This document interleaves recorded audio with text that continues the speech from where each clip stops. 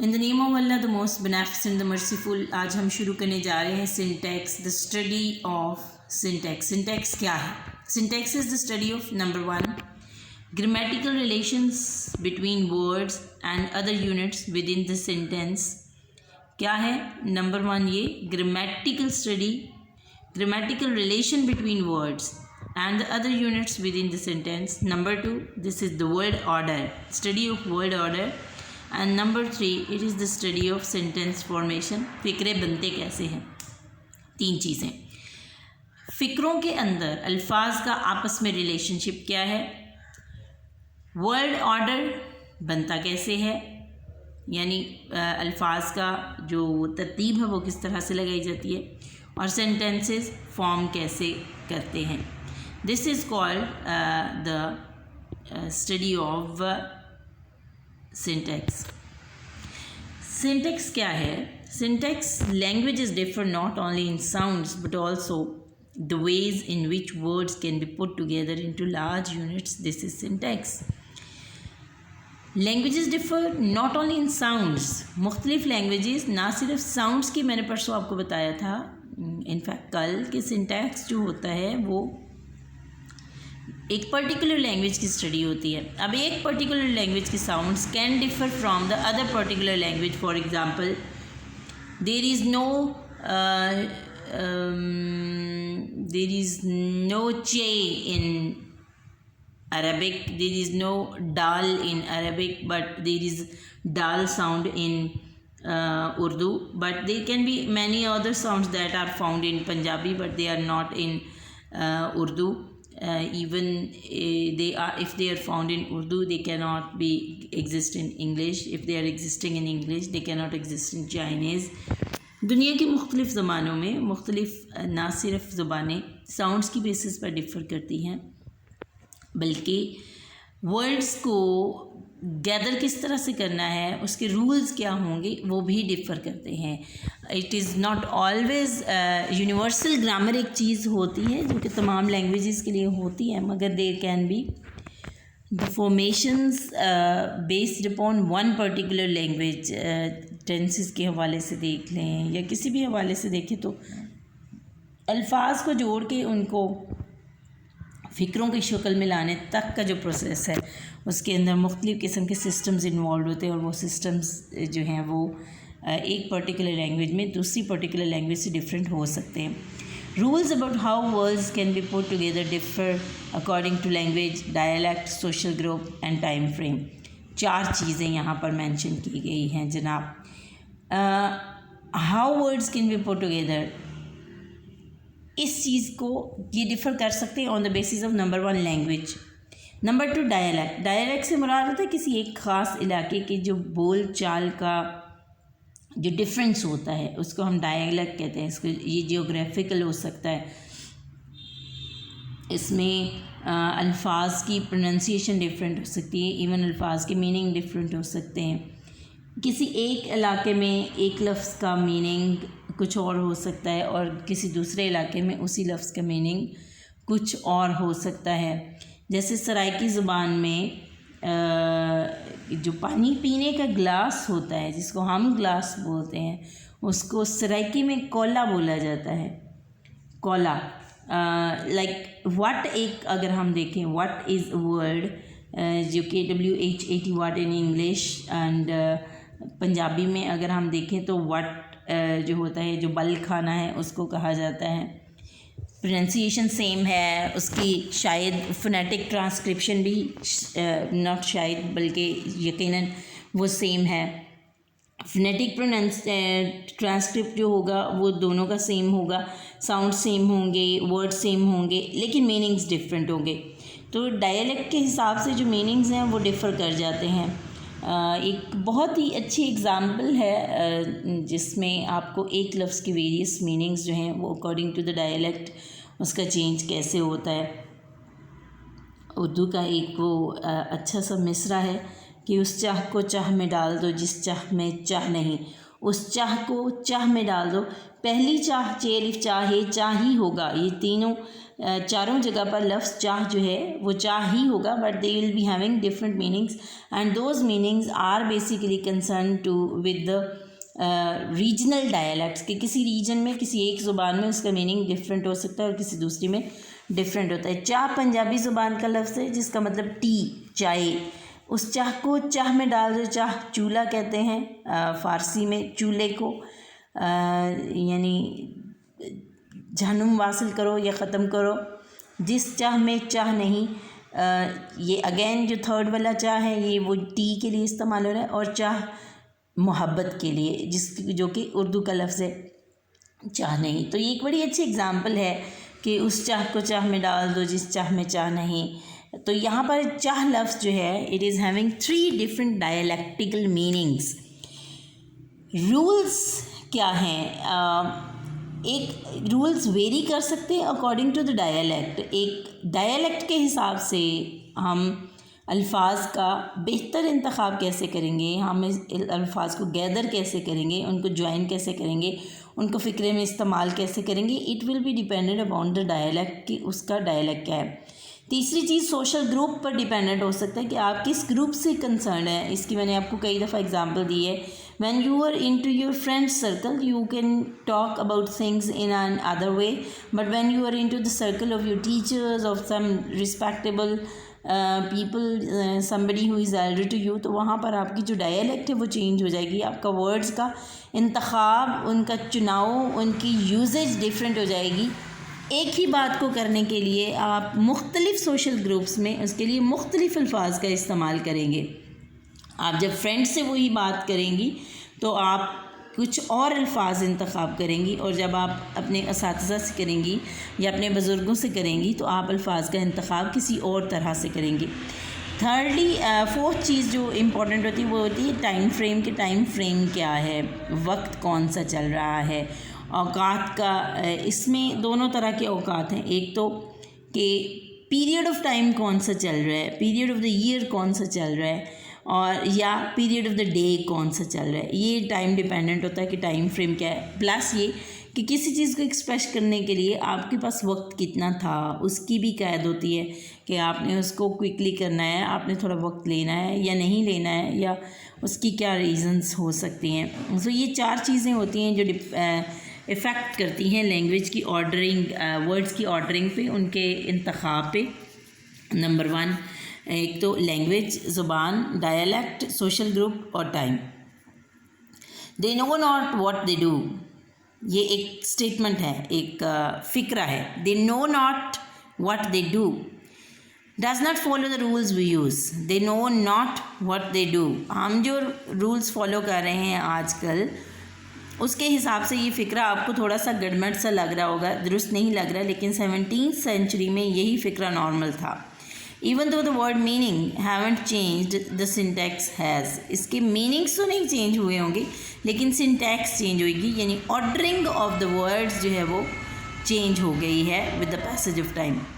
Syntactic theory क्या है? Syntactic theory is about the rules and principles that determine, किस चीज़ को डिटरमिन करती है syntactic theory? Number 1 how people combine words to make meaningful sentences, कि लोग वर्ड्स को कैसे कंबाइन करते हैं उनको मीनिंगफुल सेंटेंसेस बनाने के लिए। इस चीज़ की स्टडी को सिंटैक्टिक थ्योरी डिटरमिन करती है। Sentences are not just strings of words, sentences महज अल्फाज की लड़ियाँ नहीं होती हैं।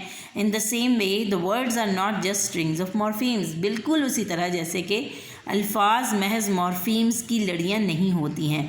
There are strict syntactic rules about the structures of the sentences, how to combine words in specific way to reach a certain meaning। ये जो हम ट्रेडिशनल ग्रामर करते हैं, जिसके अंदर हम रूल्स करते हैं, हम स्ट्रक्चर्स को स्टडी करते हैं। हमने आप लोग जब टेस्ट करके वापस कर रहे होते हो तो आपकी गलती निकल के आ रही होती है कि जनाब आपने यहाँ पे एस या एस का इजाफा करना था, यहाँ पे आपने नहीं करना था, यहाँ पे आपने कर दी है, यहाँ पे आपने जेरेंट फॉर्म इस्तेमाल कर दी, इन्फिनेटिव कर दिया, आपने वर्ब का प्रॉपर यूज़ नहीं किया। ये वो तमाम बातें हैं जो आपको बाउंड करती हैं कि आपने सिंटैक्टिक स्ट्रक्चर्स जो हैं वो उनको फॉलो करना है, उन रूल्स को फॉलो करना है जो एक पर्टिकुलर लैंग्वेज के साथ अटैच्ड होती हैं।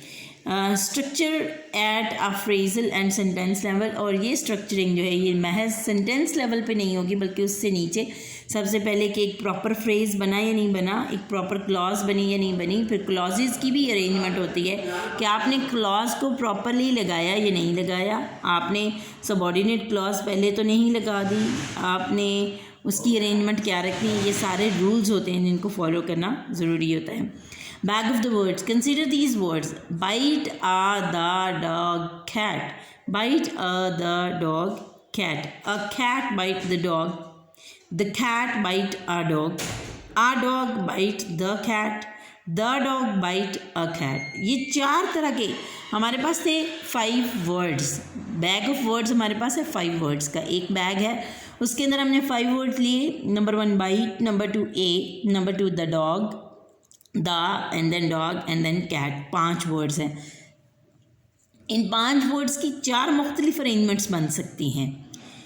हम चूँकि सिंटैक्स स्टडी कर रहे हैं, सिंटैक्स में हम स्टडी करते हैं अरेंजमेंट ऑफ द वर्ड्स. तो हम क्या देख रहे हैं कि बैग ऑफ द वर्ड में हम a cat bite the dog, एक बिल्ली ने कुत्ते को काट दी है. The cat bite a dog, एक मखसूस बिल्ली कुत्ते को काटती है.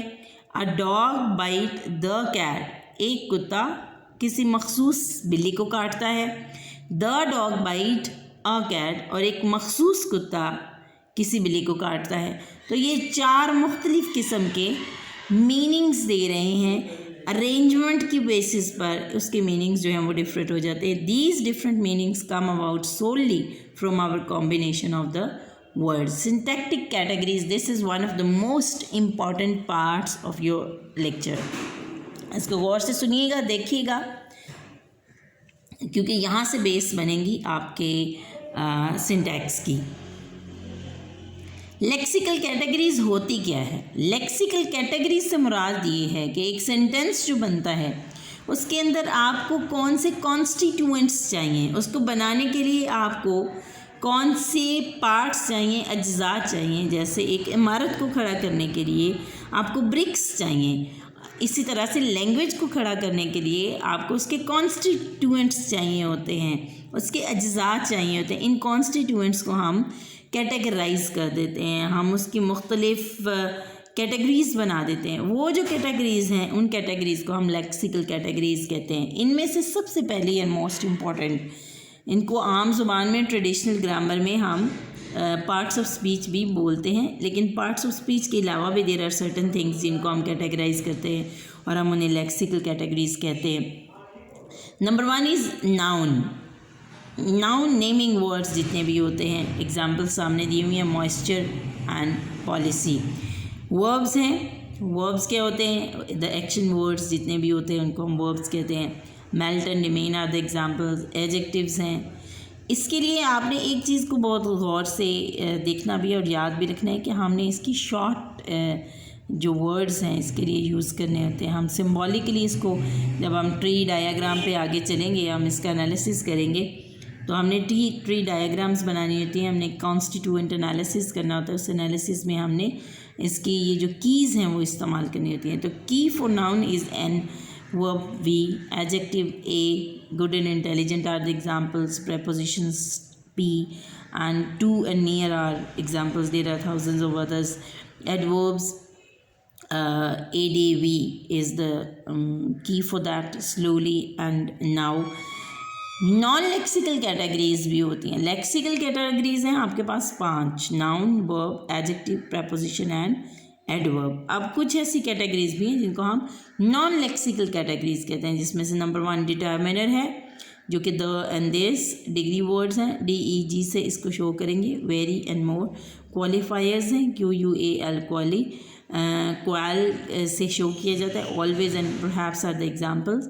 ऑक्सिलरीज हैं, AUX से शो किया जाता है. Will and can are the examples. Conjunctions हैं, CON से हम इसको शो करते हैं. एंड और आर द एग्जाम्पल्स. अब हम देखेंगे कि ये कैटेगरीज इस्तेमाल कहाँ पर होती हैं. ये कैटेगरीज बेसिकली इस्तेमाल होती हैं फ्रेज स्ट्रक्चर में. फ्रेज स्ट्रक्चर से क्या मुराद है?